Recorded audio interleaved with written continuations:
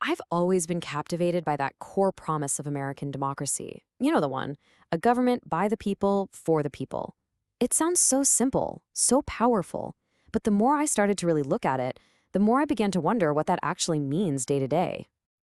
When I first started digging into this, my whole viewpoint was pretty much shaped by Alexis de Tocqueville's classic Democracy in America.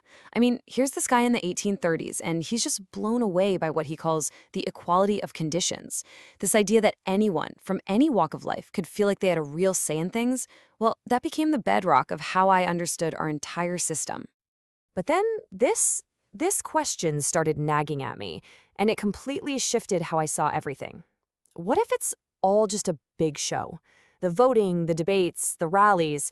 What if it's all a carefully designed ritual to make us feel like we're in charge, while the real power is somewhere else entirely? That's the rabbit hole we're going down today. So let's start right there with Tocqueville's promise. We need to really get a handle on what he saw, because that's the ideal version of American democracy we all kind of carry around in our heads. He was so impressed by this American habit of challenging authority. But he also saw this weird paradox.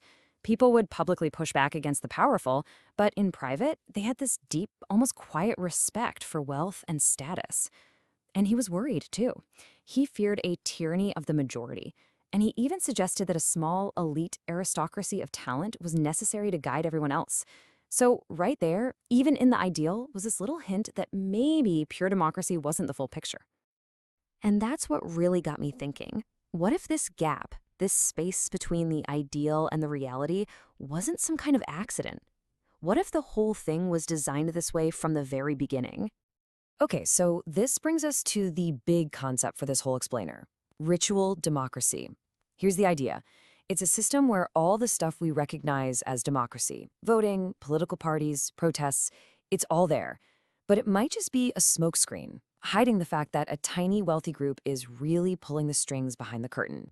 When I went back and looked at the way the Constitution was actually built, it was kind of shocking how much the founders distrusted pure direct democracy. They were terrified of the passions of the majority, so they built in these filters, right? The Senate, for example, wasn't even elected by the people at first. The Electoral College was specifically set up to be a buffer. Federal power was kept on a tight leash. All of this was done on purpose, to slow things down and cool the public's passions.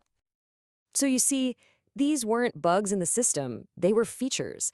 The design literally created rituals to make people feel included, while making sure that the final say was always filtered through a limited elite. And let's not forget the most important ritual of all: voting. I mean, back then, it was exclusively for property-owning men.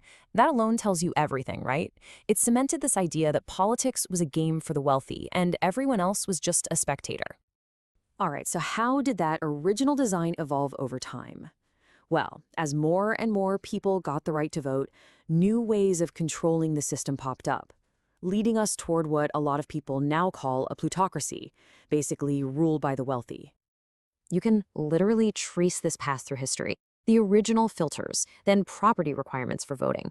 When those went away, you got these powerful urban political machines. And then, much more recently, in 2010, the Supreme Court's Citizens United decision just opened the floodgates for unlimited money in elections. Hello, super PACs and dark money. It really seems like every time the public gets more of a voice, the system just adapts to keep the influence right where it was. And look, this isn't just some theory I'm spinning. A huge study in 2014 looked at almost 2,000 different policy decisions, and the conclusion was, well, it was stunning. What economic elites want has a massive impact on policy. What the average person wants, it has basically zero independent influence. Let that sink in. And the data just keeps backing this up. Take lobbying, for instance. If you're a group that spends over 10 million bucks on it, you've got about an 80% chance of getting what you want.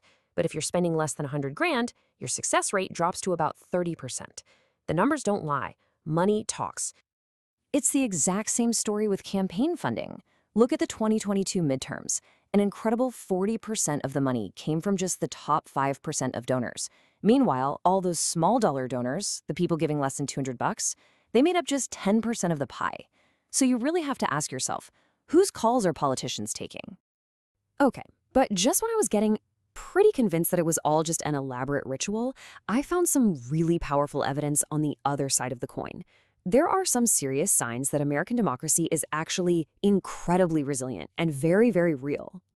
I mean, the story of America is also the story of expanding the right to vote. It's the story of huge grassroots movements, civil rights, women's suffrage, that forced the system to bend to their will. It's landmark court cases that protected minorities. And hey, in 2020, we saw the highest voter turnout in more than 100 years. The people are absolutely not powerless. So, where does that leave us? What I started to realize is that America isn't just one or the other. It's not a pure democracy, but it's not a pure plutocracy either. It's this constant, messy, ongoing tug of war between the two. And this, right here, really lays it all out. On one side, you've got the democratic ritual, elections, protests, that ideal of equality. But on the other side, you've got the plutocratic reality, the influence of big money, elite lobbying, and policies that just happen to favor the wealthy. Some folks call this an adaptive oligarchy, which is a fancy way of saying the system is smart enough to change and adapt to keep elite control even as more people participate. And wouldn't you know it, this brings us right back to our old friend Tocqueville. Turns out he basically predicted this whole thing. He warned about something he called a soft despotism, a future where people would think they were totally free, but they'd actually be controlled by these quiet, invisible economic forces. It's a description that is just chillingly accurate for today.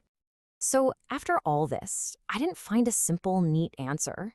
What I found was something way more complicated and, honestly, more challenging. This fight between the democratic ritual and the plutocratic reality, it isn't a problem that needs to be fixed. It is the American story. It's the tension that defines the whole experiment. So the real question isn't which one is true. The question is, which side are we, the people, going to choose to make stronger? Because that choice, that's everything.